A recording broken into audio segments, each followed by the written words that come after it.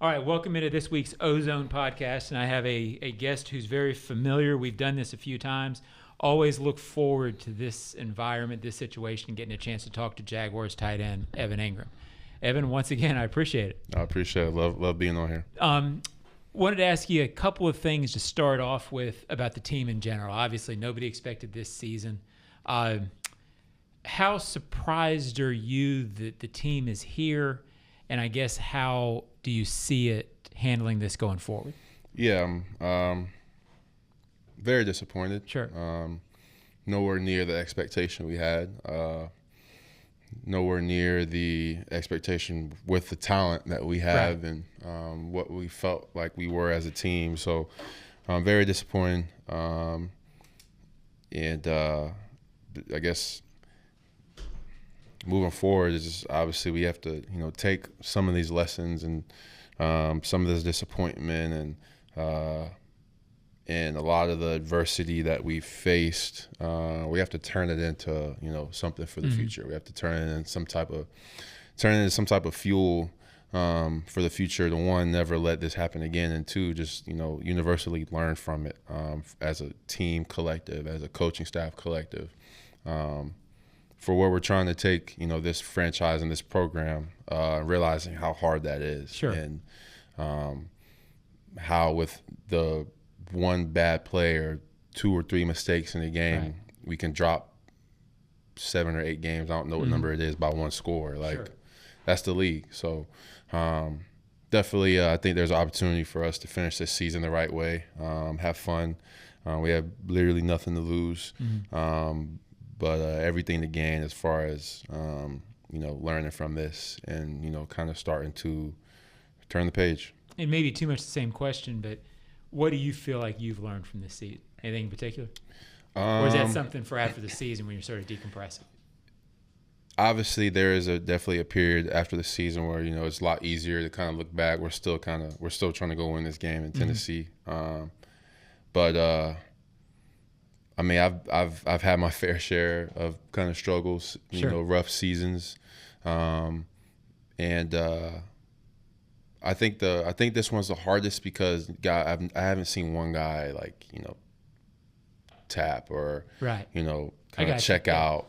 Everybody's just been so committed to figuring this out. So, but it's just just a reminder of how tough this league is, how tough it is to win in this league, and how tough it is to pursue a championship in this league and make the playoffs, win the division. Sure, it's really hard. Obviously, it's easy to create those goals, but it's one thing to actually do it week in and week out. So it's a great lesson for all of us. Now, it's interesting because I hadn't really asked about that, but the first thing you said was, hey, I haven't seen anybody tap out. So fans automatically think that when you're 2-10, that's what's going on. But absolutely not from your perspective. You see a locker room of guys that are committed. Yeah, I can say that because I've seen the other Sure, side. I've seen yeah, I get it. Just that people hitting that fast forward button. Sure. But not here. I don't think that's here. I just think we came into the season putting in a lot of work, and we have the right mindset to, no matter what the circumstances, finish the job together. Now, I know you've discussed it already, so we're not going to hit this very long. But the situation the other day, you were the first guy in, closest to Trevor Lawrence. D'Amico Ryans has said you thought the team overreacted. If you want to address that, fine. But overall, what was your thought on how the team responded to that situation? Yeah, I mean, I really have nothing to say about everybody else's comments. Sure. He's gonna stick up for his guys, and we're gonna stick up for ours. But I just think that's just part of the brotherhood that we create here. Not saying dude's a dirty player. I think it was just a bad play on his part, questionable play, and that's just how the game goes. When you see something like that, you witness something like that, and there's just a retaliation. Sure. It's just kind of like in the code as far as true competitors and a real family, a real brotherhood. Which I see Trevor. We've become brothers since being here, and I know how hard he works. I know how hard he worked to get back in the game. So yeah, it was just a very unfortunate sequence of events. Definitely I just definitely appreciate just guys kind of sticking up for our guy that was knocked out of the game. So obviously everything that ensued is tough to watch, and sideline clearing and all that stuff. You don't want to see that, but how else can you react when you think about it? I think we handled human nature. It would have been weird if everybody's standing on the sidelines after that. I think we handled it the right way. Obviously, stuck up for each other. Guys got involved, and then I think we did a great job of finishing the game and trying to go win the game with discipline and doing it the right way. And that's the key, right? The game's too hard to be thinking about revenge and trying to win the game, right? Yeah. I mean, there's two. I think there's some people out there that probably wanted to see it continue, which that's just, when you're trying to win the game, you can't have that in your mind. You can't have that. That's just a distraction towards, trying to win the game. So definitely credit to the guys and the guys that, were able to kind of collect themselves and go out there and try to win it and try to fight the right way between the lines and between the whistle. Right. Now, for people who don't know, not all NFL players are good friends with everybody on their team, but you and Trevor are pretty tight off the field as well.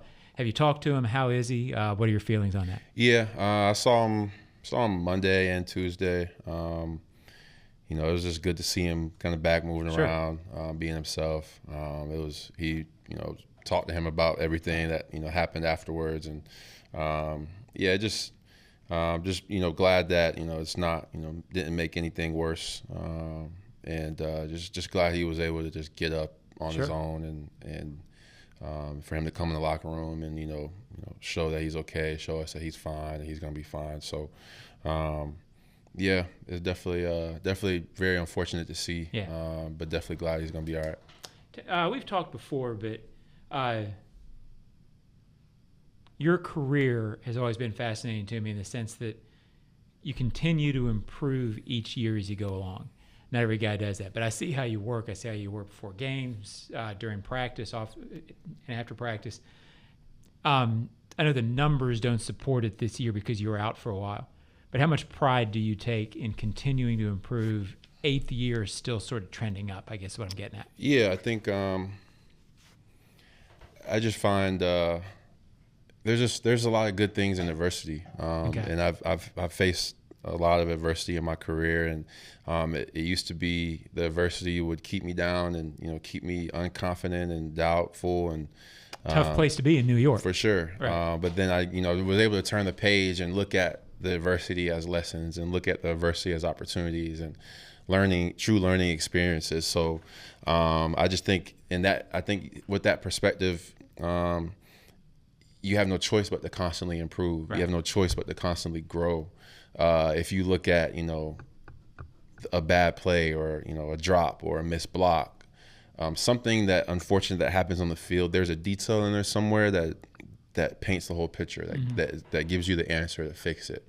And I'm just obsessed with finding those answers and responding to the adversity and looking at a bad play or a loss or something unfortunate and finding the lesson in there, finding the correction, the detail, and then improving on it. And then you always get the opportunity back, and then you make it right. So I've just been just blessed with that perspective, and I've had a lot of great people in my corner and a lot of great coaches and teammates, and a lot of learned from a lot of great people as well. So just blessed to be able to respond to adversity, if I can put a paraphrase on it.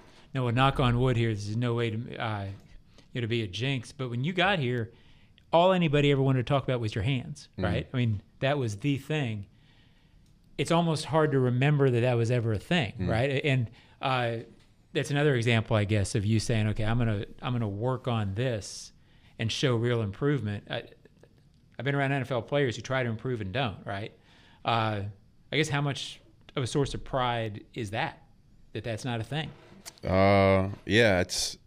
It's kind of turned into a curse at the same time, because start to strive for perfection, and then you obviously there's those ones that you wish you went back, but yeah, just it's cool. I definitely always feel like there's room for improvement, and I'm just blessed to be as confident as I am. I feel, and I appreciate the work I put in. I'm thankful for the work I put in to allow me to have that confidence and to know when the game's on the line and the team needs a play. If you call my number, I mean, I'm gonna go make that play. I'm gonna come down with the ball. So, yeah, I think it's just like I said, just blessed to experience some of the lessons I've learned and some of the adversity I've been through, and just thankful for the work I've put in for being allowed to have that confidence. Now, for people who don't know, you were mic'd up the other day, and when players mic'd up, it means our Jaguars media people have a camera on you the whole game. I was watching them edit it, and they were actually showing 3 or 4 blocks. Now, you're a receiving tight end. Yeah. Everybody says receiving tight ends can't block, right? But the question is, how much pride do you take in that? Because you were laying some guys out, and there may have been some incentive in those blocks in the second half. But how much pride do you take in that? I take a lot of pride in that, and honestly, I want to give credit to my mentality for the run game this year, and it's Britton Strange and Luke Farrell. The way they get after it in the run game, I take it as a challenge. It challenges me. It pushes me to bring that same energy and bring that same positive effect for the team. And so I take a lot of pride in the run game and trying to be physical. And I get it all the time. Is he's not in the block. He's not. They're not running this way and this and that. So when I do get in there and I can make a block that can help spring a run, it's honestly very exciting. It's a little bit more exciting and able to be more present in it than actually like catching a big pass and making a big play through the air. Love making those blocks that spring big runs. So definitely just shout out to our standard and our tight end room. Our big thing is finishing through the whistle and making our presence felt. I think we've done a great job of that as a tight end group, and we're going to continue to look to improve on it. We've talked about it before, but I know it's special to you. You came here in 2022, and not every free agent connects to a city and a franchise the way you have. You've seen guys who kind of come and go as free agents, and I guess they never really feel like part of that next team. You feel like part of this team. How much pride do you take in that, and what does that mean to you to have sort of established yourself as a Jaguar? It definitely means a lot. Yeah. I think early in my career, it was hard to find that. It was hard to find that peace like outside of football. Sure. It's tough. You're coming in as a rookie. It's New York. You just got so much. You got so many things going on, and you're young, and you're not even really looking forward. And so once I came down here, trying to turn the page and try to hit a 180 on my career so far, I was able to really buy into the work that needed to be put in. I was able to buy into the culture that we established here,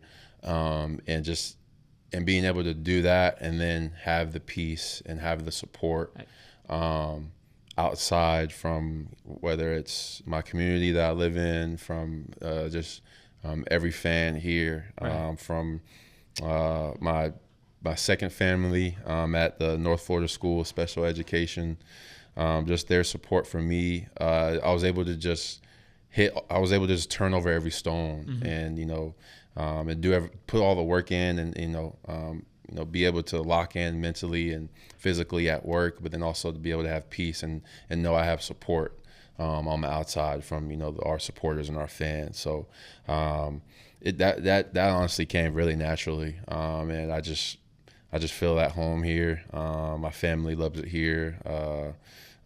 I got family not too far in Orlando. That's a big part of my life. So it just made sense. I'm a big beach guy, so living close to the beach is just it's just amazing here. And obviously that's why seasons like this are difficult Sure. because we saw what that playoff game in 23. Yeah. It was 22 Early 23, season. Yeah. We saw the potential that this place can get. So that's what's disappointing about this season, but that's what we'll keep fuel in the tank for us to get back to, and bring something special to the city. Hard to believe you're in your 8th year, and follow up to that. How long do you see yourself playing? Or do you feel? Yeah, God willing, as long as I can. I think as long as I can, I think I have a unique skill set for my position. And then you look at all the great receiving tight ends that's been through this league.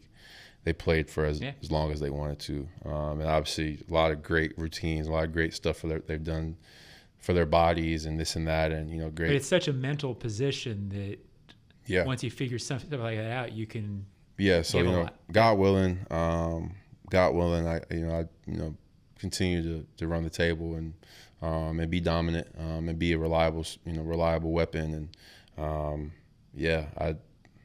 I joke around. I say 10 more, but we'll see. That's fair. Hope I have 10 more. Period. Last thing we do on here is called the Ozone 5. It's 5 quick questions. What was your last binge watch? Last binge watch? I just finished The Penguin. Okay, good. Really good. Okay. It's like a sequel from the Batman. It's one of the villains in the new Batman movie. Colin Farrell. Okay. Great show. Must watch. The last song you heard on the way in this morning?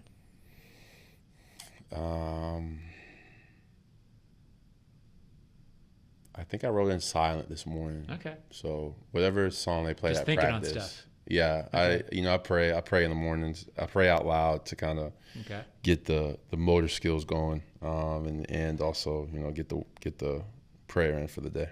How has marriage changed Evan Engram? Honestly, that's probably the cool thing is like me and my wife are probably just the same. Good we had a crazy wedding planning season during last season, so we've been big chilling this year, and we have a bunch of our friends are getting married this next off season, so we'll be attending some weddings as a married couple. So, but it's been great. She's been traveling and working a lot this year, but still, supporting me through the year and trying to get to all the games and, taking care of me at home. So, it's been awesome. It's been a lot of fun. Best NFL moment? Best NFL moment?